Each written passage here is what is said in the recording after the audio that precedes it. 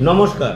দেখুন, এখন আমরা ডিজিটাল ইন্ডিয়ার মধ্যে বাস করছি, অনলাইনের যুগে বাস করছি। সমস্ত কিছু আমরা ব্যাংকের মাধ্যমে ট্রানজাকশন করি। আর্থিক সমস্ত লেনদেন আমরা ব্যাংকের মাধ্যমে করি। ফোনপে, জিপে বা ব্যাংকের সমস্ত কিছু ব্যাংকের মাধ্যম দিয়ে আমরা লেনদেন করি। তাই ব্যাংকে বা ব্যাংক অ্যাকাউন্ট কিংবা মানি পার্স কখনো যাতে খালি না যায়, তাই জন্য আজকে আমি আপনাদেরকে একটি নতুন উপায় বলে দেবো। কী করবেন? একটি 6 inch by 6 inch art paper কিনে নেবেন, হলুদ আর্ট পেপার কিনবেন এবং সবুজ কালির পেন কিনবেন। তার মধ্যে ওপরে দুটি কোণে লিখবেন 33 এবং মিডিলে বক্স করে লিখবেন মানি এবং নিচে দুটি কোণে লিখবেন ব্যাংক।